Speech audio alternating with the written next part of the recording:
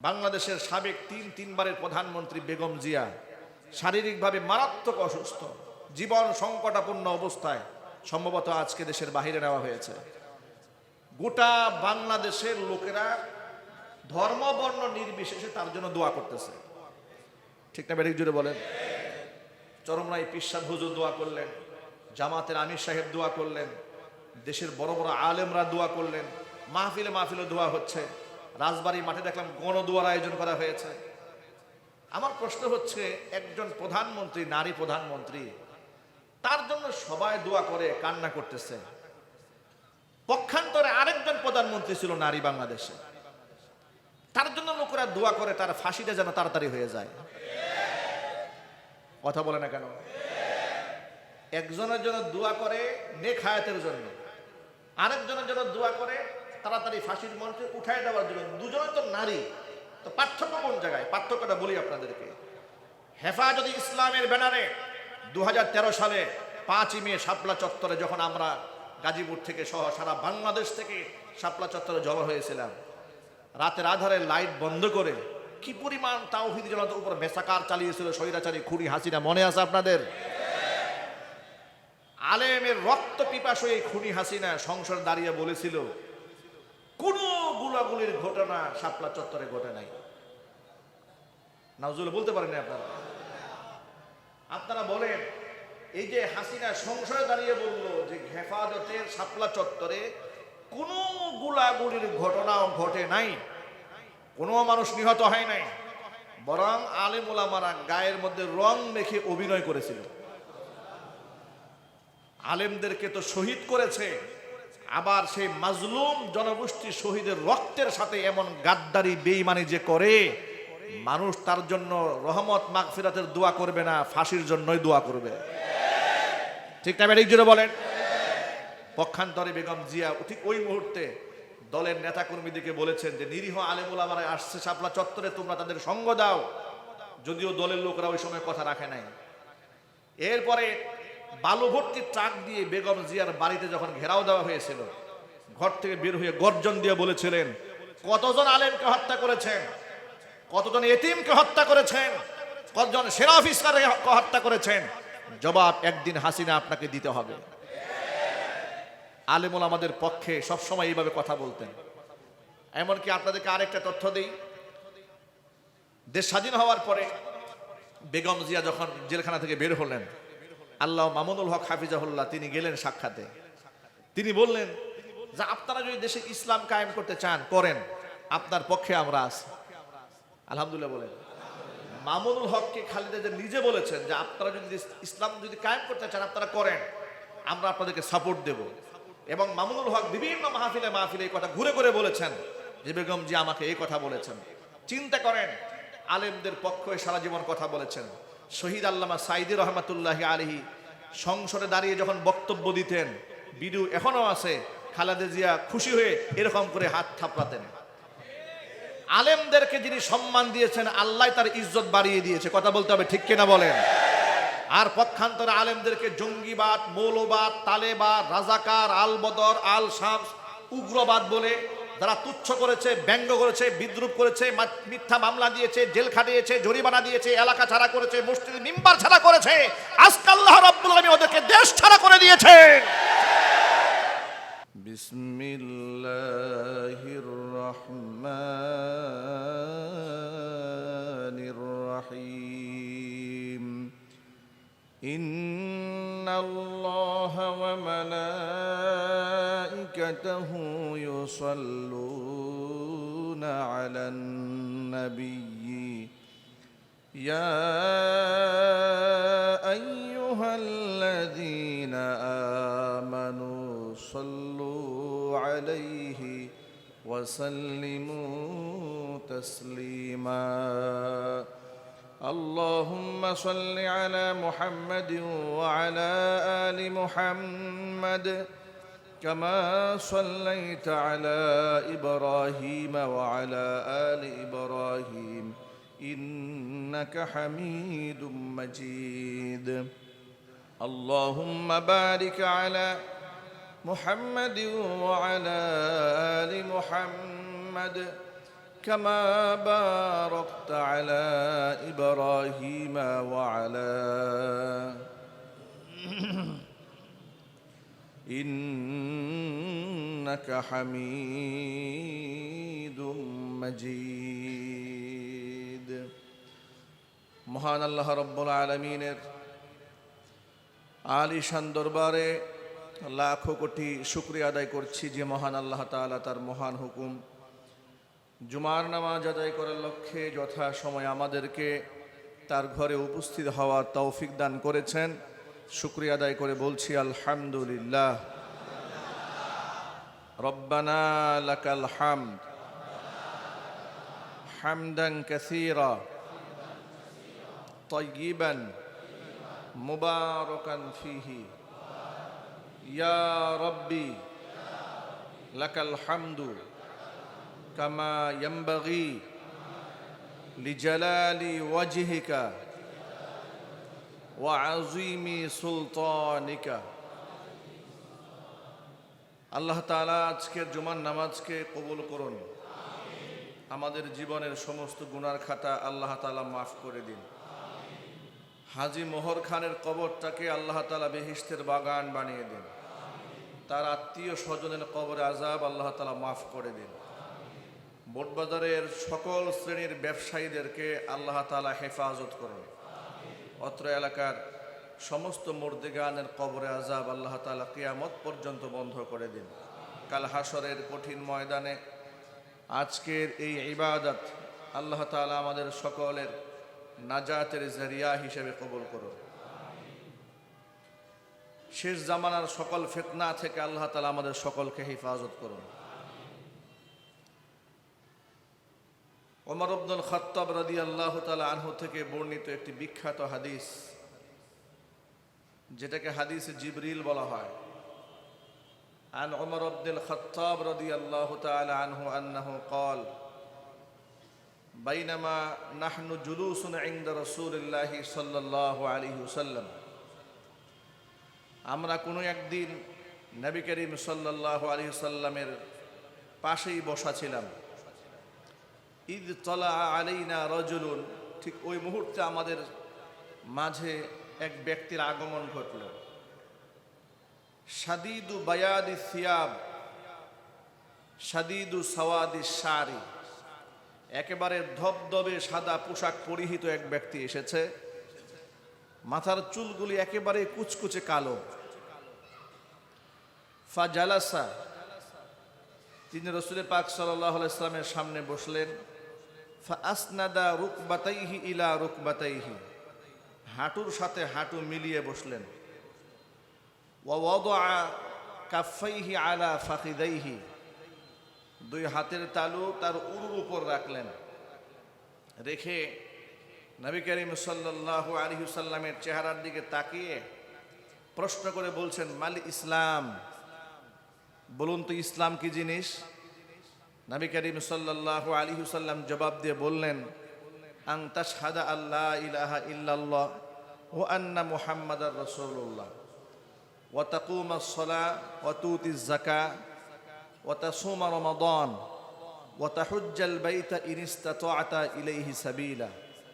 হুজুর বললেন, ইসলাম হচ্ছে এই কথার সাক্ষ্য দেওয়া আল্লাহ ছাড়া কোনো মাবুদ নাই,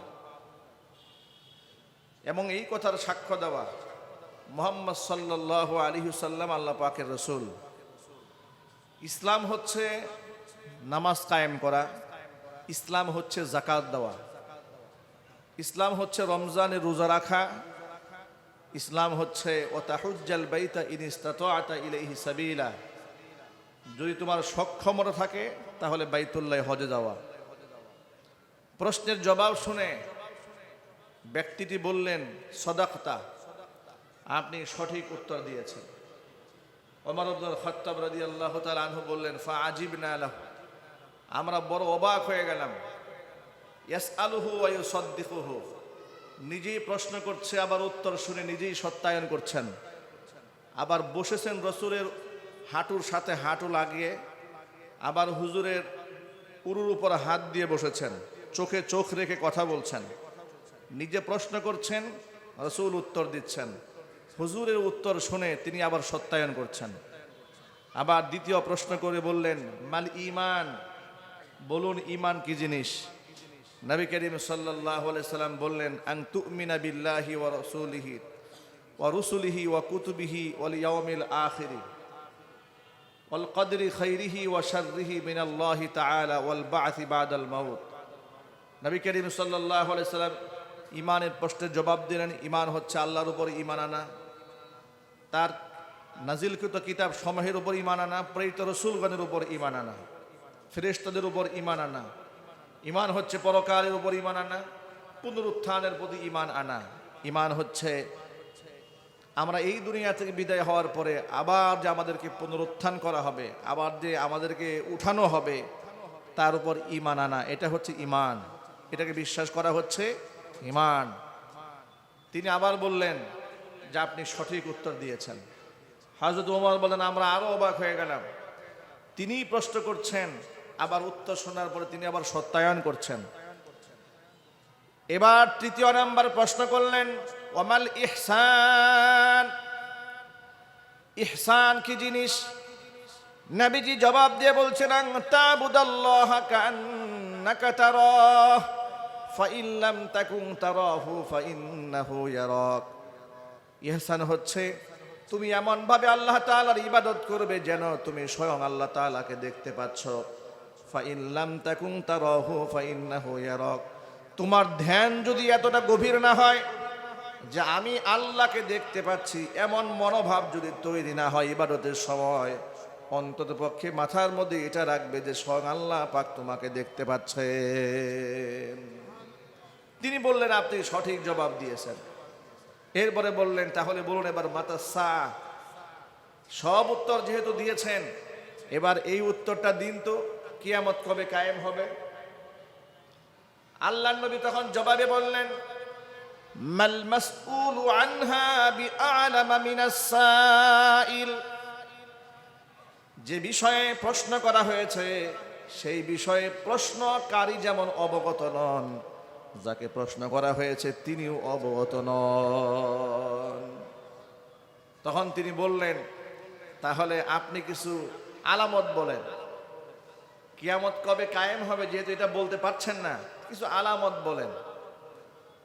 আল্লাহর নবী সাল্লাল্লাহু আলাইহি ওয়াসাল্লাম আলামত বলা শুরু করলেন, আন তালিদাল আমাতু রাব্বাতাহা ওয়া আন তারাল হুফাতাল উরাত রিআআন নাস ইয়াতাতাওয়ালুনা ফিল বুনিয়ান আও কামা ক্বালা আলাইহিস সালাতু ওয়াস সালাম। আল্লাহর নবী সাল্লাল্লাহু আলাইহি ওয়াসাল্লাম জবাবে বললেন, আন তালিদাল আমাতু রাব্বাতাহা, দাসী তার মনিবকে জন্ম দেবে। ওয়া আন তারাল হুফাতাল উরাত রিআআশ শাত ইয়াতাতাওয়ালুনা ফিল বুনিয়ান, দারিদ্রতার কষাঘাটে জামা কাপড়ও পরতে পারে না, পায়ে স্যান্ডেলও পরতে পারে না, ক্ষেত খামারে রাখালগিরি করে, গরু ভেড়া বকরি চড়ায়। এই সমস্ত মানুষগুলো খুব অচিরেই এই পরিমাণ সম্পদ এবং প্রাচুর্যের মালিক হবে। ইয়াতাতাওয়ালুনা ফিল বুনিয়ান, তারা বড় বড় দালান কুঠা বানাবে, বড় বড় ইমারত নির্মাণ করবে। এটা হচ্ছে কিয়ামতের আলামত। তিনি স্বীকার করলেন যে আপনি সঠিক জবাব দিয়েছেন। লোকটি চলে গেল। লোকটি চলে যাওয়ার পরে হযরত ওমর রাদিয়াল্লাহু তাআলা আনহু বলছেন, কিছু সময়ের পরে নবী করিম সাল্লাল্লাহু আলাইহি সাল্লাম আমাদেরকে জিজ্ঞেস করলেন, তোমরা কি জানো যিনি এসেছিলেন তিনি কে? হযরত ওমর বললেন, আল্লাহু ওয়া রাসূলুহু আ'লাম। কে এসেছিলেন তাকে তো আমরা চিনি না। কেন চিনি না তার কারণটা বলি। হাদিসের প্রথম অংশে আছে, যিনি এলেন ধবধবে সাদা জামা পরা, মাথার চুলগুলো কুচকুচে কালো, লা ইউরা আলাইহি আসারুস সাফার, তার উপরে সফরের কোনো আলামত দেখা যায় না। আবার ওয়ালা ইয়ারিফুহু আহাদুম মিন্না, আমাদের কেউ তাকে চেনেও না। যদি আমাদের এলাকার হতো তাহলে তো আমরা চিনতে পারতাম। আবার যে দূরে থেকে এসেছে তাও বলা যায় না, কারণ দূর থেকে এসেছে আলামত থাকতে হবে। তো তারা তো হেলিকপ্টার নিয়ে আসবে না, বিমান নিয়ে আসে নাই, এসেছে তো ঘোড়ার উপরে সওয়ার হয়ে এসেছে, না হয় উটের উপর এসেছে। কিন্তু দূর থেকে সফর করে আসার পথে, আসার পরে চেহারার মধ্যে একটা সফরের আলামত, শরীরের মধ্যে একটু ধুলোমলা থাকবে, দাড়ির মধ্যে একটু লালচে লালচে ভাব থাকবে, চুলগুলো একটু উস্কো থাকবে। লা ইউরা আলাইহি আথারুস সাফার, সফরের কোনো আলামতই দেখা যাচ্ছে না। আবার আমরা কেউ তাকে চিনিও না। আবার বসেছে কেমন করে? হুজুরের হাঁটুর সাথে হাঁটু লাগিয়ে বসেছে। আল্লাহু আকবার বলেন। কত সাহসের একটা ব্যাপার না? রসুলের উরুর সাথে উরু লাগিয়ে বসেছে, আবার হুজুরের এই উরুর উপরে হাত রেখেছে। আবার চোখে চোখে চোখ রেখে প্রশ্ন করে, হুজুর উত্তর দেন, তিনি সত্যায়ন করেন। আমরা খুব অবাক হলাম। নবীজি করিম সাল্লাল্লাহু আলাইহি সাল্লাম জিজ্ঞেস করলেন, জানো ইনি কে? হযরত ওমর বলেন, আমরা বললাম আল্লাহু ওয়া রাসূলুহু আলাম, এটা তো আল্লাহ এবং তার রাসূলই ভালো জানেন। নবী করিম সাল্লাল্লাহু আলাইহি সাল্লাম জবাবে বললেন, আতাকুম জিবরিল ইউআল্লিমুকুম দীনাকুম, ইনিই হচ্ছেন হযরত জিবরাইল আলাইহিস সালাতু ওয়াস সালাম। তিনি এসেছিলেন তোমাদেরকে দ্বীন শেখাবার জন্য। কি শিখাতে এসেছেন? সবাই একটু জোর আওয়াজে বলুন, কি শিখাতে এসেছেন? দ্বীন শিখাতে হযরত জিবরাইল তোমাদের মাঝে এসেছেন। আল্লাহু আকবার। তাহলে জিবরাইল আসলেন দ্বীন শিখাতে। তাহলে দ্বীন কি? দ্বীন হচ্ছে ইসলাম। দ্বীন কি? দ্বীন হচ্ছে ঈমান। দ্বীন কি? দ্বীন হচ্ছে ইহসান। দ্বীন কি? দ্বীন হচ্ছে কিয়ামত সম্পর্কে জ্ঞান। এক কথায় কোরআন এবং সুন্নাহর জ্ঞান, সঠিক ঈমান, সঠিক আকীদার নাম হচ্ছে দ্বীন। কথা বুঝতে পেরেছেন? দ্বীন কাকে বলে? সঠিক ঈমান, সঠিক আকীদা, বিশ্বাসের নাম কি? দ্বীন। ইউআল্লিমুকুম দীনাকুম, জিবরাইল এসেছে তোমাদেরকে দ্বীন শেখাবার জন্য। যদি বলতে হবে আল্লাহু আকবার। সুতরাং এই সমাজে সঠিক আকীদা প্রতিষ্ঠা করা হচ্ছে দ্বীন কায়েমের আন্দোলন করা। সঠিক ঈমান শেখানো হচ্ছে দ্বীন কায়েমের আন্দোলন করা। ধর্মের সঠিক ব্যাখ্যা দেওয়া হচ্ছে দ্বীন কায়েমের সংগ্রাম করা। দ্বীন ও ইসলাম সম্পর্কে মানুষকে ইলম দান করা, এটা হচ্ছে দ্বীন কায়েমের আন্দোলন করা। আপনাদেরকে একটা কথা বলি, জিবরাইল আলাইহিস সালাতু ওয়াস সালাম আসলেন, নবী করিম সাল্লাল্লাহু আলাইহি সাল্লামকে প্রশ্ন করলেন, দ্বীন সম্পর্কে তিনি প্রশ্ন করলেন, তিনি উত্তর দিলেন। সাহাবীদেরকে রাসূল বললেন, জিবরাইল এসেছে তোমাদেরকে দ্বীন শেখাবার জন্য। দ্বীনগুলো আমরা এখান থেকে শিখে নিলাম জিবরাইলের মারফত। মুসলিম শরীফের মুকাদ্দিমার মধ্যে ইমাম মুসলিম রাহিমাহুল্লাহ আল্লামা ইবনে শিরিন রাহমাতুল্লাহি আলাইহি থেকে একটা হাদিস নকল করেছেন। তিনি বলেছেন, ইন্না হাযাল ইলমা দীনুন, এই ইলম, কোরআন এবং সুন্নাহর যে জ্ঞান, এটাই হচ্ছে দ্বীন। ফানজুরু আম্মান তাখুযুনা দীনাকুম, সুতরাং এই দ্বীনটা তোমরা কার কাছ থেকে নেবে একটু ভালো করে তাকে যাচাই করে নিও। মানে যে কেউ আপনাকে ধর্মের ব্যাখ্যা দেবে, যে কেউ আপনাকে হাদিস শোনাবে, যে কেউ আপনাকে ইসলাম বোঝাবে, আর সেটাকে আপনি ধর্ম মনে করে গ্রহণ করবেন, এর সুযোগ নাই। যিনি বলছেন তিনি কে, তার মধ্যে ইসলাম কতটুকু আছে, তিনি ইসলাম সম্পর্কে কতটুকু অবগত আছেন, তিনি কোরআন সুন্নাহ সম্পর্কে কতটুকু জ্ঞান রাখেন, তার ইলম কি, তার আমল কি, তার আকীদা বিশ্বাস কি, তার ধর্ম বিশ্বাস কি, এটা না জেনে যে কেউ আপনাকে ধর্মের কথা বলবে, আপনি কি তার কথা মানবেন? এটা যদি বলতে হবে মানবেন।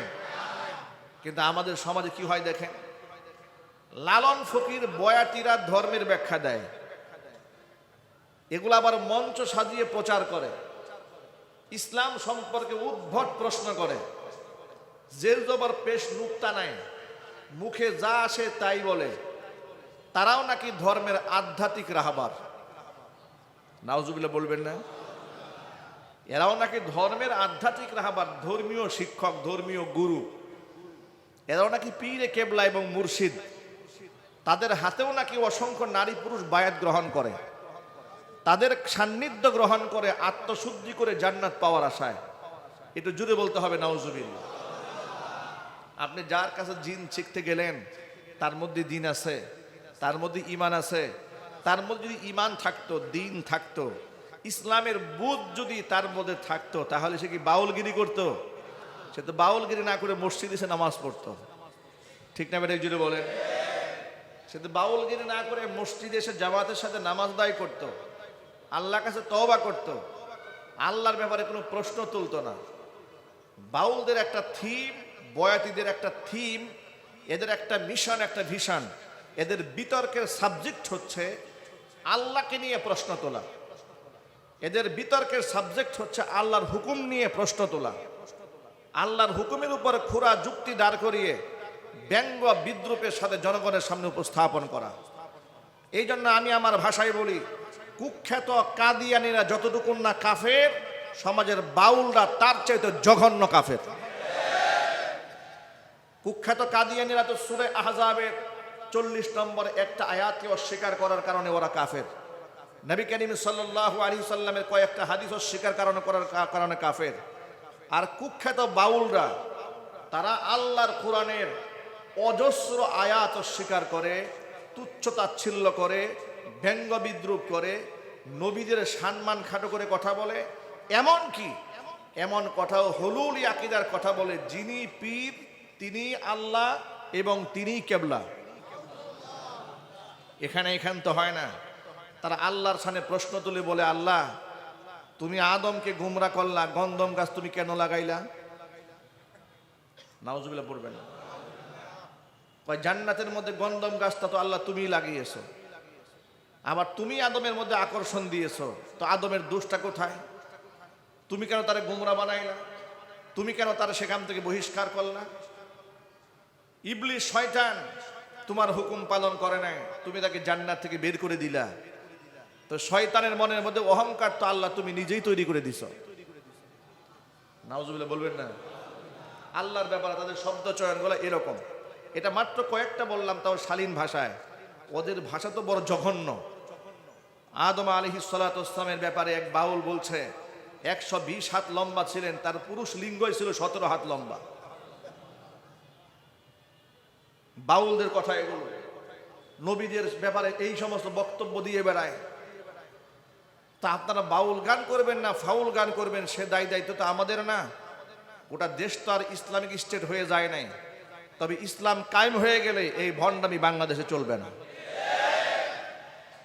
ইসলাম কায়েম না থাকার কারণে কিছু রাজনীতিবিদেরা, কিছু বুদ্ধিজীবীরা তারা দেখি খুব বুক ফুলিয়ে বাউলদের দরদে উতলায় পড়তেছে। তারা বলতেছে উগ্র ধর্মান্ধ তাওহীদি জনতার ব্যানারে মানিকগঞ্জে বাউলদের উপর হামলা করা হয়েছে। কত দরদ বাউলদের জন্য। কিন্তু এই বাউল যে আল্লাহরে গালি দিয়ে বসে আছে, এটা নিয়ে মুখের মধ্যে কোনো আওয়াজ নাই। আল্লাহর শানে বেয়াদবি হলে মুখের প্রতিবাদের ভাষা থাকে না।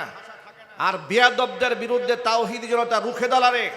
তাওহীদি জনতাকে উগ্র ধর্মান্ধ যারা বলো, আল্লাহর কসম করে বলি, তারা শুধুমাত্র ধর্মান্ধ আর অশিক্ষিত মূর্খ জাহেল না, তারা চরম পর্যায়ে ক্ষুধাদ্রোহী। আবুল সরকার একা ক্ষুধাদ্রোহী না।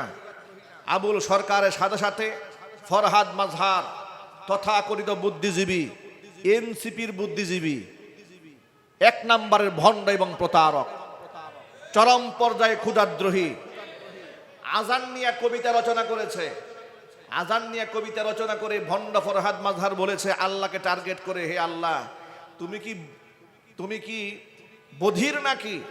তোমাকে এত মাইক দিয়ে ডাকতে হয় কেন? নাউজুবিল্লাহ বলতে পারেন না আপনারা? তুমি কি বধির? তোমাকে 5 বেলা মাইক দিয়ে ডাকতে হয়? প্রেমের কথা তো মানুষ গোপনে বলে, প্রেমের কথা কি প্রকাশ্যে বলে?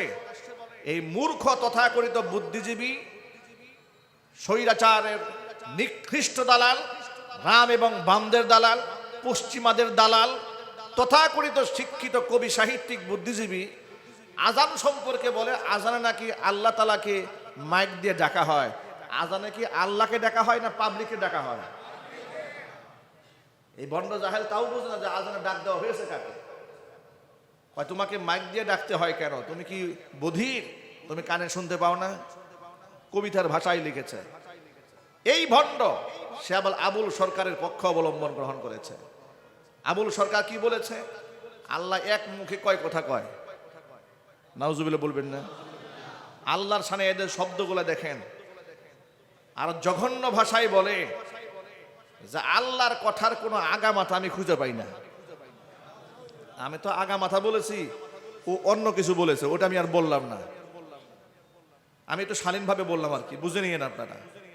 এরপরে বলেছে এক মুখে যে 2 কথা কয়, ওটা কি মুখ না অন্য কিছু? মুখ ইঙ্গিত করে নিজের পাছার দিকে ইঙ্গিত করেছে। আল্লাহর সামনে এত বড় গুস্তাখি মানুষ করতে পারে এটা আমার বিশ্বাস হয় না। আবার কোনো মুসলমান করতে পারে এটা আমার বিশ্বাস হতো না। আমার বিশ্বাস ছিল অন্তত পক্ষে সরাসরি আল্লাহকে কেউ যদি আঘাত করে, হিট করে, মর্যাদা আঘাত করে, অন্তত পক্ষে সে হোক আওয়ামী লীগ, বিএনপি, জামাত, জাতীয় পার্টি, এনসিপি, ইসলামী আন্দোলন, খেলাফত মজলিস, যত মুসলমান আছে অন্তত পক্ষে সকল মুসলমান আল্লাহর সামনে যে বিয়াদবি করেছে তার পক্ষে কেউ থাকতে পারে না, সবাই তার বিরুদ্ধে যাবে। এটা আমার মনের একটা চিন্তা ছিল, আমার একটা ধারণা ছিল।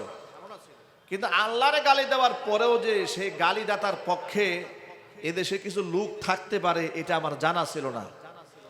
মুসলমানদের দেশে দেখলাম আল্লাহকে গালি দিয়েছে আবুল সরকার, তার পক্ষে মানববন্ধন হয়, মিছিল হয়, তার পক্ষে বুদ্ধিজীবীরা কথা বলে, এদেশের প্রথম সারির রাজনীতিবিদরা তার পক্ষ অবলম্বন করে বলে বাউলরা এদেশের হাজার বছরের সংস্কৃতি ধরে রেখেছে, তারা ভিন্ন মত প্রকাশ করেছে, তাদের মতাদর্শের উপর হামলা দেওয়া ঠিক না, বাক স্বাধীনতা থাকা উচিত, সুন্দর সুন্দর কথা। নিজের নেতার বিরুদ্ধে কথা বললে হাইকোর্টে মামলা দিতে যাও, আর আল্লাহর বিরুদ্ধে কথা বললে বাক স্বাধীনতা খুঁজে পাও। নেতার বিরুদ্ধে যদি কেউ কটাক্ষ করে, শরীর গায়ে আগুন লেগে যায়, রাজপথে ঝাঁপিয়ে পড়ো, তার বাড়ি ঘরে গিয়ে হামলা করো, বাড়ি ঘরে গিয়ে আগুন দাও। আর আল্লাহর সামনে বিয়াদবি করেছে, বাক স্বাধীনতা খুঁজে পাও, এটার নাম বাক স্বাধীনতা নয়। ইসলাম মানুষকে বাক স্বাধীনতা দিয়েছে, বাক স্বেচ্ছাচারিতা দেয় নাই। আপনি যা মনে চাই তাই বলবেন আল্লাহ সম্পর্কে, রাসূল সম্পর্কে, এটার নাম যদি বাক স্বাধীনতা হয় তাহলে আমাদের হাতের স্বাধীনতা আছে, এদের কল্লা উড়াইয়ে দেওয়ার কথা বলতে হবে, ঠিক কিনা বলেন? ভাইরা আমার, আমি অবাক হয়ে যাই যে বাউলদের পক্ষে মানুষ থাকে। প্রথমত এই আবুল সরকার আল্লাহর নামে 4টা মিথ্যা কথা বলেছে। কয়টা? জোরে বলেন। এটা তো আপনারা সাধারণ মানুষ, একটু ব্যাখ্যা করে না বললে আপনারা বুঝবেন না, একটু বুঝায় বলতে হয়। বাউল সরকার আল্লাহর নামে 4টা মিথ্যা কথা বলেছে। বাউল সরকার বলেছে আউয়ালু মা খালাকাল্লাহু নূরি, আল্লাহ প্রথমে নূর সৃষ্টি করেছেন। আউয়ালু মা খালাকাল্লাহু রূহ, আল্লাহ প্রথমে রূহ সৃষ্টি করেছেন। আউয়ালু মা খালাকাল্লাহুল আরশ, আল্লাহ প্রথমে আরশ সৃষ্টি করেছেন। আউয়ালু মা খালাকাল্লাহুল ইশক, আল্লাহ পাক প্রথমে মহব্বত সৃষ্টি করেছেন।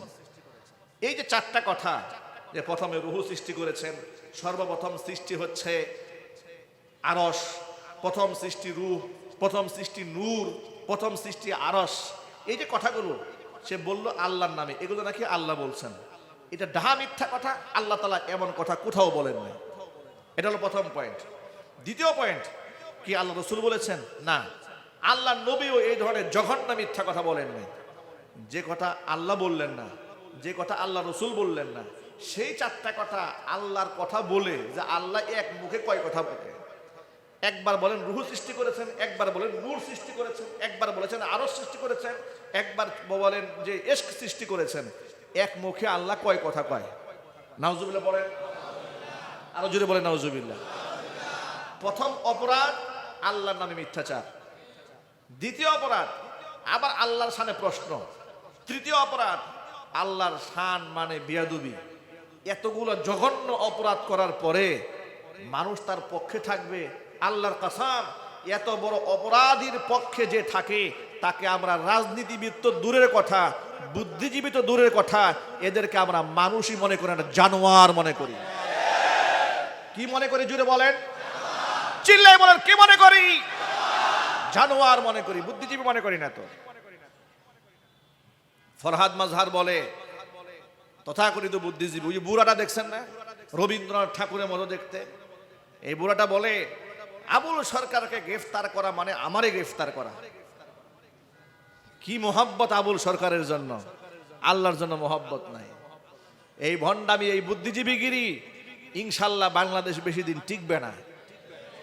বাংলাদেশে কিন্তু তাওহীদ পন্থীদের ঐক্য ইতোমধ্যে হয়ে যাচ্ছে। ইসলাম পন্থীদের ঐক্যের ভিত এটা একেবারে দ্বার প্রান্তে পৌঁছে আছে। যে কোনো মুহূর্তে একটা ইসলাম পন্থীদের গণ জাগরণ তৈরি হবে বাংলাদেশে। সুতরাং বাউল, ফাউল, নাস্তিকরা এখন থেকে সাবধান হয়ে যাও। আল্লাহ এবং রসুল এবং কোরআনকে সকল মতদর্শের উপরে স্থান দিতে হবে। তুমি রাজনীতি করবা, ভণ্ডামি করবা, তোমার ঘরে গিয়ে করো, কোনো অসুবিধা নাই। কিন্তু রাস্তাঘাটে মিডিয়ার সামনে ইসলাম সম্পর্কে, ধর্ম সম্পর্কে, আলেম ওলামা সম্পর্কে আবুল তাবুল বক্তব্য দিলে এই দেশের তাওহীদি জনতা উগ্রবাদের দেখেছ কি? এদেশের লোকেরা আল্লাহর শানে, রসুলের শানে বিয়াদবি তো বরদাস্ত করবে না, আইন তারা হাতে তুলে নেবে না। রাষ্ট্রকে জানিয়ে দিচ্ছি, যারা গুস্তাখে রসুল, আল্লাহর শানে বিয়াদবি করে, রসুলের শানে বিয়াদবি করে, কোরআনের শানে আবুল তাবুল মিথ্যা কথা বলে, এদেরকে সর্বোচ্চ শাস্তি, মৃত্যুদণ্ড দিতে হবে। যদি তাওহীদি জনতার মুখের কথা, হৃদয়ের ভাষা বুঝতে সক্ষম না হন, চোখের ভাষা বুঝতে ব্যর্থ হন, গণ অভ্যুত্থানে যেমন লোকেরা ডান বাম চোখে দেখে নাই, তাওহীদি জনতা ক্ষুধাদ্রোহীদেরকে এ জমিন থেকে বিদায় করতে ডান বাম চোখে দেখবে না, যেখানে পাবে সেখানে পাড়িয়ে মাটার নিচে দাবিয়ে ফেলবে।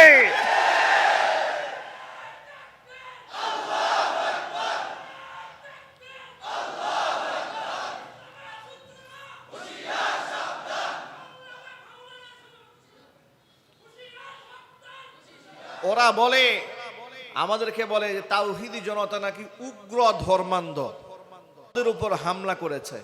এটা আরেকটা মিথ্যা কথা। তাওহীদি জনতা মানিকগঞ্জে বাউলদের উপর হামলা করে নাই। মূল ঘটনা শোনায় আপনাদেরকে। এগুলো মিডিয়া সন্ত্রাস, এগুলো তথ্য সন্ত্রাস, এগুলো আওয়ামী লীগের আমলে বেশি হয়েছে বাংলাদেশে। মিডিয়া সন্ত্রাস বাংলাদেশে হয় নাই, তথ্য সন্ত্রাস হয় নাই। অপরাধ করেছে এক শ্রেণী, দায় দিয়েছে আরেক শ্রেণীর উপরে। আকাম করলো বিশ্ববিদ্যালয়ে ছেলে মেয়েরা, হলি আর্টিজানে, আর নাম দিয়ে দিল হুজুরদের, আলেম ওলামাদের। ঠিক না ভাই, হুজুরে বলেন। এরকম মিডিয়া সন্ত্রাস বারংবার দেশে হয়েছে। এখন যে তথ্য বিভ্রাটটা হচ্ছে সেটা হলো, সব মিডিয়াতে ফোকাস করা হলো বাউলরা ঝাঁপিয়ে পড়তেছে নদীতে। এই দৃশ্য পত্রিকায় দিয়েছে, মিডিয়াতে দিয়েছে, সংবাদ প্রচার করেছে যে বাউলদের, নিরীহ বাউলদের উপর নাকি তাওহীদি জনতা হামলা করেছে। মূল ঘটনা বলি। মূল ঘটনা হচ্ছে, আল্লাহর শানে যখন এত বড় বিয়াদবি করলো এই আবুল সরকার, আবুল সরকারকে প্রশাসনের লোকেরা গ্রেফতার করলো। আবুল সরকারের পক্ষ হইয়া কিছু লোকেরা বিভিন্ন জায়গায় মিছিল করেছে, তাকে যেন জামিন দেওয়া হয়। আলেম ওলামারা তখন চিন্তা করলেন, যদি আমরা একটু শক্ত পদক্ষেপ গ্রহণ না করি, বিগত জীবনেও তো কত নাস্তিক বেঈমানরা জামিন পেয়ে গেছে। এই জন্য তারা নিজেরা পরামর্শের ভিত্তিতে সিদ্ধান্ত নিল, তাওহীদি জনতা যে একটা স্মারকলিপি দেবে, একটা মানববন্ধন করবে, আর তারা একটা বিক্ষোভ মিছিল করবে। এই জন্য নির্ধারিত সময় দেওয়া হলো সকাল 9টা থেকে সাড়ে 10টা, 1.5 ঘন্টা সময় দেওয়া হলো আলেম ওলামাদেরকে। আলেম ওলামাদের ডাকে হাজার হাজার মানুষ আল্লাহর ইজ্জত রক্ষার্থে সামিল হয়ে গেছে। দাড়িওয়ালাও আছে, দাড়ি ছাড়াও আছে। আচ্ছা, আপনাদের এই যে মসজিদের মধ্যে যত লোকেরা আপনারা বসে আছেন, এগুলো সব তাওহীদি জনতা। তাওহীদ জনতা মানে কি? যে জনতা আল্লাহর একত্ববাদী বিশ্বাস করে। এখানে দাড়িওয়ালাও আছে, দাড়ি ছাড়াও আছে, অসংখ্য বেনামাজিরাও আছে। কিন্তু আল্লাহর শানে বিয়াদবি, এটা কোনো মুসলমান বরদাস্ত করবে? চিল্লাই বলেন, করবে? তখন কি সে এটা দেখবে নাকি আয়নায় খাড়ায় যে আমার মুখে যেহেতু দাড়ি নাই, ও আল্লাহর গালি দিছে, দেখ জন্মের দেওয়া, এরকম বিষয়টা না। নিজের মুখে দাড়ি নাই, মাথায় টুপি নাই, কিন্তু আল্লাহর শানে বিয়াদবি বরদাস্ত করবে না। এখানে কোনো আওয়ামী লীগ, বিএনপি, জামাত জাতীয় পার্টির প্রশ্ন থাকে না। যেমন তখন তারা সেই বিক্ষোভে অজস্র মানুষ আলেমদের ডাকে সাড়া দিয়েছে। বাউল ভক্তরা কি করলো? এই তাওহীদি জনতার আন্দোলনকে রুখে দেওয়ার জন্য ওরা একটা পাল্টা প্রোগ্রাম সাজালো। সেটা কি? যে আমরা মানববন্ধন করব এই টাইমে, যাতে করে দুই পক্ষে একটা গ্যাঞ্জাম হয়, 144 ধারা জারি হয়, হুজুররা কিছু করতে না পারে। প্রশাসনের লোকেরা সময় নির্ধারণ করে দিলেন যে হুজুররা সকাল 9টা থেকে সাড়ে 10টা, 1.5 ঘন্টা আন্দোলন করবে। আর আপনারা যারা বাউল ভক্ত আছেন, তারা 11:30টার পরে আসবেন এখানে। হুজুরদের 10:30টায় শেষ হবে, 1 ঘন্টা পরে আপনারা আসবেন, 11:30টায় আসবেন। ব্যাস, সময় নির্ধারণ করে দেওয়া হলো, জায়গাও আলাদা করে দেওয়া হলো। মানিকগঞ্জের তাওহীদি জনতা তাদের নির্ধারিত সময়ে মানববন্ধন করে, মিছিল করে, স্মারকলিপি ডিসির কাছে জমা দিয়ে তারা চলে যাবেন। কিন্তু উগ্র, ধর্মান্ধ, মূর্খ, জাহেল, ক্ষুধাদ্রোহী বাউল ভক্তরা আলেমদের এই শান্তিপ্রিয় কর্মসূচিকে বাধাগ্রস্ত করার জন্য, তাদের জন্য আলেমদের দেওয়া বরাদ্দকৃত টাইমে ওরা সেখানে গিয়ে দাঁড়িয়ে পরিস্থিতি ঘোলাটে করার জন্য উস্কানিমূলক বক্তব্য দেওয়া শুরু করলো। চিন্তা করেন, এখন আপনারাই বলেন, আলেম ওলামাদের নির্ধারিত সময় গিয়ে যদি বাউল ভক্তরা গিয়ে বিভ্রান্তমূলক কথাবার্তা বলে, সেখানে যদি কোনো বিভ্রান্তিকর পরিস্থিতি তৈরি হয়, তাহলে এই দায়িত্ব কি আলেমদের? আরো জোরে বলতে হবে আলেমদের। আর আলেমদের সাথে ধাওয়া পাল্টা ধাওয়া করে নাস্তিকরা পারবে? জোরে বলতে হবে পারবে? সকালে সেখানে কি হয়েছে, কিছু বাউল ওলা লোকেরা, এই লম্বা লম্বা চুল ওলা লোকেরা ডিস্টার্ব করতে গেছে। তো সেই জায়গায় উচ্চ বাচ্চা হয়েছে, একটু ধাওয়া পাল্টা দেওয়া হয়েছে। তো আলেমরা পরিস্থিতি সামাল দিয়েছে। কিন্তু আলেমরা সামাল দিতে কি হবে, এই যে তাওহিদি জনতার গায়ে তো রক্ত খুব গরম, ঠিক না? বেড়ে জোরে বলেন। আমরা যতই সামাল দিতে যাই, তাওহিদি জনতার কলিজার মধ্যে যে আগুন লাগাই রাখছে বাউলরা, এই আগুন তো জ্বলতেছে, ঠিক না? ঠিক জোরে বলেন। তখন বাউলদেরকে কয়েকটারে পেয়েছে, বাউলরাও তাওহিদি জনতার কিছু সাধারণ মানুষের উপর হামলা করেছে। বিপরীতে আলেম ওলামারা তাওহিদি জনতা বাউল ভক্তদেরকে ধাওয়া দিয়েছে। আর আলেমদের সংখ্যা, তাওহিদি জনতার সংখ্যা তো অনেক বেশি। তারা যদি এটাকে সাইজ করতে চাইতো, এসব মিশে ফেলতো মাটির সাথে, ঠিক না? বেরিয়ে জুড়ে বলেন। ভিডিওতে দেখেছি অনেক আলেমরা বাধা দিচ্ছে, না না মেরো না, মেরো না, বাউলদেরকে মেরো না। এমন ধাওয়া দিয়েছে, বাউলরা সব ঝাঁপায় নদীতে গিয়ে পড়ছে। এখন প্রশ্ন হলো, এই যে বাউলদের সাথে তাওহিদি জনতার সংঘর্ষটা হলো, এটা কি তাওহিদি জনতা বাউলদের উপর হামলা করলো? জুড়ে বলেন, হামলা করলো? পত্রিকার মধ্যে ছাপিয়ে দেওয়া হলো, নিরীহ বাউলদের উপরে তাওহিদি জনতার ব্যানারে সন্ত্রাসী হামলা। এবার বাউলদের পক্ষে দাঁড়িয়ে গেল ফরহাদ মাজহার, বাউলদের পক্ষে দাঁড়ায় গেল বুদ্ধিজীবী, বাউলদের পক্ষে দাঁড়ায় গেল ফখরুল ইসলাম আলমগীর, বাউলদের পক্ষে দাঁড়ায় গেল এনসিপির দলের লোকেরা। বাউলদের জন্য কত দরদ, কি মোহাব্বত! আল্লাহর জন্য দরদ নাই, আল্লাহর জন্য দরদ নাই, বাউলদের জন্য দরদ উতলায় পড়ে। আর এরপরে বলল, এরা হচ্ছে উগ্র ধর্মান্ধ, এদেরকে গ্রেফতার করতে হবে, এদেরকে আইনের আওতায় আনতে হবে। ক্ষুধাদ্রোহীদের পক্ষ নিয়ে প্রশাসন যদি তাওহিদি জনতার দিকে শুধুমাত্র চোখ তুলে তাকায়, মনে রেখো আল্লাহর বিরুদ্ধে অবস্থান গ্রহণ করেছ, এতে তাওহিদি জনতা শান্ত আছে। কিন্তু বীর মুজাহিদ তাওহিদি জনতাকে জঙ্গিবাদ বলে, মৌলবাদ বলে একজন আলেমকে গ্রেফতার করলে গোটা বাংলাদেশের 64 জেলার মধ্যে আন্দোলনের আগুন ধরায় দেওয়া হবে। বরদাস্ত করা হবে না, এগুলো এই ভণ্ডামি বাংলাদেশে চলতে দেওয়া হবে না। এমনকি আপনারা দেখেছেন শাহবাগ চত্বরে ওরা আগুন মিছিল করেছে, আগুন জ্বালায়া। আমি ফেসবুকে লিখেছিলাম, এই আগুন তোমরা তাওহিদি জনতার বিরুদ্ধে জ্বালাও নাই, নিজের কপালেই জ্বালিয়েছ। এই আগুনে তোমাদের তাকদীর জ্বলে পড়ে ছাই হয়ে যাবে। কথা বলতে হবে, ঠিক কিনা বলেন? আমি আপনাদেরকে ছোট্ট করে এখন একটা প্রশ্ন তুলি। এই যে মিডিয়া সন্ত্রাস, তথ্য সন্ত্রাস করে তাওহিদি জনতার বিরুদ্ধে একটা গোষ্ঠীকে দাঁড় করে দেওয়া হয়েছে, একটা গোষ্ঠী ক্ষুধাদ্রোহীদের পক্ষে চলে গেছে, তাওহিদি জনতার বিপক্ষে দাঁড়িয়েছে। আলেম ওলামা যদি তাওহিদি জনতার ব্যানারে ডাক দেয়, আপনারা ঘরে বসে থাকবেন? চিৎকার দিয়ে বলেন, বসে থাকবেন? আলেম ওলামা যেখানে, আমরা আছি সেখানে। কারা কারা রাজি আছেন? দু হাত দেখতে চাচ্ছি।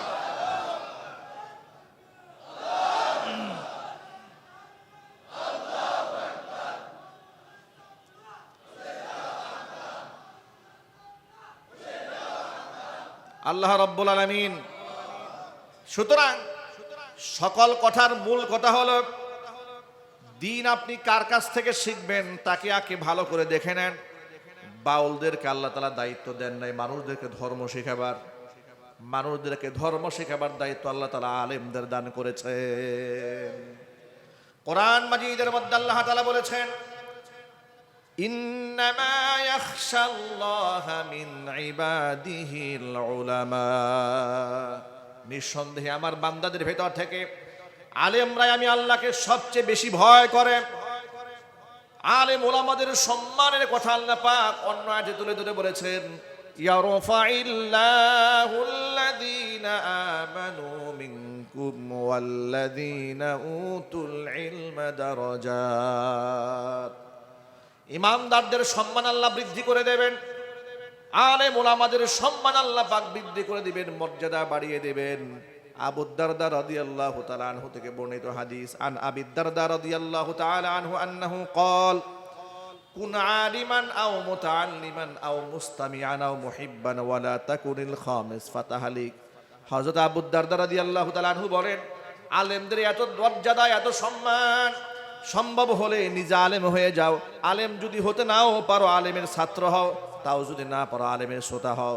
তাতেও যদি না পারো, আলেমকে ভালোবাসো। ওয়ালা তাকুনিল খামিস, আলেমদের বিরুদ্ধে যেও না, তার মুখাপেক্ষী দাঁড়িয়ে যেও না, আলেমদের বিরুদ্ধাচরণকারী হইও না, তাহলে ফাতাহালিক, তুমি ধ্বংস হয়ে যাবে। পৃথিবীর ইতিহাস সাক্ষী, হাদিসের কথা অক্ষরে অক্ষরে বাস্তবায়িত হয়েছে। আলেম বিদ্বেষী যারাই হয়েছে, দুনিয়াতে সম্মান নিয়ে কেউ বাঁচতে পারে নাই, বিদায়ও নিতে পারে নাই। আলেম বিদ্বেষীদের কোনো সম্মান হয় নাই। আলেম বিদ্বেষীরা যুগ যুগ ধরে অপমানিত হয়েছে, লাঞ্ছিত হয়েছে। কথা বলুন ঠিক কিনা? ভাইরা আমার, আলেম ওলামাদেরকে মোহাব্বত করবেন। নবী করিম সাল্লাল্লাহু আলাইহি সাল্লাম বলেছেন, আল মারউ মা মান আহাব্বা ওয়া আনতা মা আল্লাযী আহাব্বাতা। এই দুনিয়াতে আপনি যাকে ভালোবাসবেন, পরকালে আপনি তার সাথেই থাকবেন। যার সাথে যার মোহাব্বত, তার সাথে তার কিয়ামত। ঠিক না বেঠিক জুড়ে বলেন? আলেম ওলামারা সম্মান এবং মর্যাদার প্রতীক। আলেমদেরকে আপনি যত মোহাব্বত করবেন, তাদের সঙ্গ যত আপনি গ্রহণ করবেন, আপনার মধ্যে তাকওয়া আসবে, আপনার মধ্যে নূর আসবে, আপনার ভিতরে ইলম আসবে, আমলের জজবা পয়দা হবে। এই জন্য সূরা তাওবার মধ্যে আল্লাহ পাক বলেন, ইয়া আইয়ুহাল্লাযীনা আমানুত্তাকুল্লাহ ওয়া কুনু মা'আস সাদিকিন।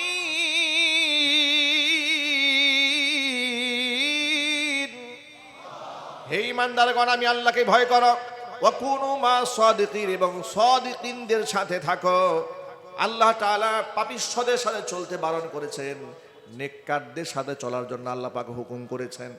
সাহাবায়ে কেরাম রাদিয়াল্লাহু তাআলা আনহুম আজমাইন হুজুরের সুহবতের ধন্য হয়ে এত সম্মানিত হয়েছেন। শুধুমাত্র ঈমানের সাথে রসুলকে দেখেছেন, হুজুরের সোহবত গ্রহণ করেছেন, ঈমান নিয়ে দুনিয়া থেকে বিদায় হয়ে গেছেন। আল্লাহ তাআলার পক্ষ থেকে এদের জন্য জান্নাতের ঘোষণা এসেছে। সোহবত খুব উন্নত এক নিয়ামত। এই জন্য হকপন্থী আলেমদের সাথে সখ্যতা রাখবেন, মোহাব্বত রাখবেন, ভালোবাসা রাখবেন। দেখবেন দুনিয়াও সুন্দর হবে, আখিরাতটাও সুন্দর হবে। আলেম ওলামাদের সাথে সুসম্পর্ক রাখার দরকার আছে না নাই? আলেমদের সাথে সম্পর্ক রাখলে দাম বাড়ে না কমে? ছোট্ট একটা এক্সাম্পল দিয়ে বয়ান শেষ করব। বাংলাদেশের সাবেক তিনবারের প্রধানমন্ত্রী বেগম জিয়া শারীরিকভাবে মারাত্মক অসুস্থ, জীবন সংকটাপন্ন অবস্থায় সম্ভবত আজকে দেশের বাহিরে নেওয়া হয়েছে। গোটা বাংলাদেশের লোকেরা ধর্ম বর্ণ নির্বিশেষে তার জন্য দোয়া করতেছে। ঠিক না বেঠিক জুড়ে বলেন? চরমনাই পীর সাহেব হুজুর দোয়া করলেন, জামাতের আমির সাহেব দোয়া করলেন, দেশের বড় বড় আলেমরা দোয়া করলেন, মাহফিলে মাহফিলে দোয়া হচ্ছে, রাজবাড়ী মাঠে দেখলাম গণদোয়ার আয়োজন করা হয়েছে। আমার প্রশ্ন হচ্ছে, একজন প্রধানমন্ত্রী, নারী প্রধানমন্ত্রী, তার জন্য সবাই দোয়া করে কান্না করতেছে। পক্ষান্তরে আরেকজন প্রধানমন্ত্রী ছিল নারী বাংলাদেশে, তার জন্য লোকেরা দোয়া করে তার ফাঁসিটা যেন তাড়াতাড়ি হয়ে যায়। কথা বলে না কেন? একজনের জন্য দোয়া করে নেক হায়াতের জন্য, আরেকজনের জন্য দোয়া করে তাড়াতাড়ি ফাঁসির মঞ্চে উঠায় দেওয়ার জন্য। দুজনে তো নারী, তো পার্থক্য কোন জায়গায়? পার্থক্যটা বলি আপনাদেরকে। হেফাজতে ইসলামের ব্যানারে 2013 সালে 5ই মে শাপলা চত্বরে যখন আমরা গাজীপুর থেকে সহ সারা বাংলাদেশ থেকে শাপলা চত্বরে জড়ো হয়েছিলাম, রাতের আধারে লাইট বন্ধ করে কি পরিমাণ তাওহীদি জনতার উপর মেসাকার চালিয়েছিল স্বৈরাচারী খুনি হাসিনা, মনে আছে আপনাদের? আলেমের রক্ত পিপাসু এই খুনি হাসিনা সংসদ দাঁড়িয়ে বলেছিল, কোনো গুলাগুলির ঘটনা শাপলা চত্বরে ঘটে নাই। নাউজুবিল্লাহ বলতে পারেন আপনারা? আপনারা বলেন, এই যে হাসিনা সংসদে দাঁড়িয়ে বলল যে হেফাজতের শাপলা চত্বরে কোনো গোলাগুলির ঘটনাও ঘটে নাই, কোনো মানুষ নিহত হয় নাই, বরং আলেম ওলামারা গায়ের মধ্যে রং মেখে অভিনয় করেছিল।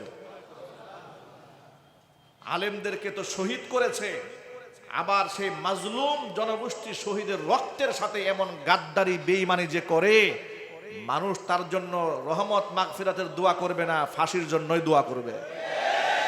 ঠিক না ব্যাটিক জুড়ে বলেন? পক্ষান্তরে বেগম জিয়া ঠিক ওই মুহূর্তে দলের নেতাকর্মীদেরকে বলেছেন যে নিরীহ আলেম ওলামারা আসছে শাপলা চত্বরে, তোমরা তাদের সঙ্গ দাও। যদিও দলের লোকরা ওই সময় কথা রাখে নাই। এরপরে বালু ভর্তি ট্রাক দিয়ে বেগম জিয়ার বাড়িতে যখন ঘেরাও দেওয়া হয়েছিল, ঘর থেকে বের হয়ে গর্জন দিয়ে বলেছিলেন, কতজন আলেমকে হত্যা করেছেন, কতজন এতিমকে হত্যা করেছেন, কতজন সেনা অফিসারকে হত্যা করেছেন, জবাব একদিন হাসিনা আপনাকে দিতে হবে। আলেম ওলামাদের পক্ষে সবসময় এইভাবে কথা বলতেন। এমনকি আপনাদেরকে আরেকটা তথ্য দিই, দেশ স্বাধীন হওয়ার পরে বেগম জিয়া যখন জেলখানা থেকে বের হলেন, আল্লাহ মামুনুল হক হাফিজাহুল্লাহ তিনি গেলেন সাক্ষাতে। তিনি বললেন যে আপনারা যদি দেশে ইসলাম কায়েম করতে চান করেন, আপনার পক্ষে আমরা আছি। আলহামদুলিল্লাহ বলেন। মামুনুল হককে খালেদা জিয়া নিজে বলেছেন যে আপনারা যদি ইসলাম যদি কায়েম করতে চান আপনারা করেন, আমরা আপনাদেরকে সাপোর্ট দেব। এবং মামুনুল হক বিভিন্ন মাহফিলে মাহফিলে এই কথা ঘুরে ঘুরে বলেছেন যে বেগম জি আমাকে এই কথা বলেছেন। চিন্তা করেন, আলেমদের পক্ষে সারা জীবন কথা বলেছেন। শহীদ আল্লামা সাইদি রহমাতুল্লাহি আলাইহি সংসদে দাঁড়িয়ে যখন বক্তব্য দিতেন, ভিডিও এখনো আছে, খালেদা জিয়া খুশি হয়ে এরকম করে হাত থাপড়াতেন। আলেমদেরকে যিনি সম্মান দিয়েছেন, আল্লাহ তার ইজ্জত বাড়িয়ে দিয়েছে। কথা বলতে হবে, ঠিক কিনা বলেন? আর পক্ষান্তরে আলেমদেরকে জঙ্গিবাদ, মৌলবাদ, তালেবাদ, রাজাকার, আল বদর, আল শামস, উগ্রবাদ বলে যারা তুচ্ছ করেছে, ব্যঙ্গ করেছে, বিদ্রুপ করেছে, মিথ্যা মামলা দিয়েছে, জেল খাটিয়েছে, জরিমানা দিয়েছে, এলাকা ছাড়া করেছে, মসজিদে মিম্বার ছাড়া করেছে, আজকে আল্লাহ রাব্বুল আলামিন ওদেরকে দেশ ছাড়া করে দিয়েছেন। সুতরাং আলেমুল আমাদের সাথে সুসম্পর্ক রাখেন, আল্লাহ সম্মান বাড়াই দেবেন। আলেমদেরকে বাঁকা চোখে দেখবেন না, আল্লাহ পাক আপনাকে লাঞ্ছিত অপমানিত করবেন। আলেমুল আমাদের সাথে মহব্বতের সম্পর্ক রাখবো তো ইনশাআল্লাহ। কারা কারা রাখবেন? দু হাত দেখি, কারা রাখবেন? আল্লাহ পাক যেন কবুল করেন, জোরে কোন আমিন। হাত নামান। সাথে সাথে নিজের সন্তানদেরকে আলেম বানাবেন, হাফেজ বানাবেন, বলেন ইনশাআল্লাহ। একটু জোরে বলেন না ইনশাআল্লাহ। কি সন্তান হাফেজ আলেম হলে ঠকে যাবেন? দাম কমে যাবে? আল্লাহ পাক ইজ্জত বাড়াই দেবেন, আকাশ শুনবি ইজ্জত, দুনিয়াতেও সম্মান, আখিরাতেও সম্মান। আলেমদের জুতা টানার জন্য লোকেরা পাগল হয়ে থাকে। আল্লাহু আকবার বলেন। আলেমদের হাতে মুসাফা করার জন্য মানুষ অস্থির হয়ে থাকে। সন্তানদেরকে আলেম বানান। আমাদের মাদ্রাসায় আলহামদুলিল্লাহ আপনারা দোয়া করবেন। আমাদের জামিয়া মাদানিয়াতে ভর্তি কার্যক্রম চলছে। এমনকি আমাদের মাদ্রাসা থেকে আলহামদুলিল্লাহ কয়েকজন ছাত্র একদম শুরু থেকে তারা পড়াশোনা করে এখন এই মাত্র 1-1.5 বছরের মধ্যে তারা হাফেজ হওয়ার কাছাকাছি অবস্থায় চলে গেছে অনেকেই। দোয়া করবেন ইনশাআল্লাহ। আল্লাহ পাক আমাদের মাদ্রাসাকে কবুল করেন, মঞ্জুর করেন, জোরে বলেন আমিন। মাদ্রাসায় সকলের দাওয়াত থাকলো। জাজহর সরকারি প্রাথমিক বিদ্যালয়ের সামনে জামিয়া মাদানিয়া আরাবিয়া গাজীপুর, নান্দনিক পরিবেশে, অত্যন্ত মনোরম পরিবেশে বাচ্চাদের থাকা খাওয়ার সুবন্দোবস্ত আমরা ব্যবস্থা করেছি। আমাদের নিয়ত একটাই, আমরা আমাদের সন্তানদেরকে ইন্টারন্যাশনাল মানের হাফেজ বানাবো। আমরা আমাদের সন্তানদেরকে ইন্টারন্যাশনাল আইকনিক ফিগার বানাবো ইনশাআল্লাহ। যারা শুধু মসজিদে মিম্বার দখল করবে না, গোটা বাংলাদেশের রাজনীতির ময়দানেও নেতৃত্ব দিতে পারবে এমন যোগ্যতা সম্পন্ন আলেম তৈরি হওয়ার দরকার আছে না নাই? যারা দেশ চালাবার যোগ্যতা রাখে এরকম আলেম আমরা তৈরি করবো, বলেন ইনশাআল্লাহ। আল্লাহ পাক যেন কবুল করেন, মঞ্জুর করেন, আমিন। ওয়া আখিরু দাওয়ানা আলহামদুলিল্লাহি রাব্বিল আলামিন।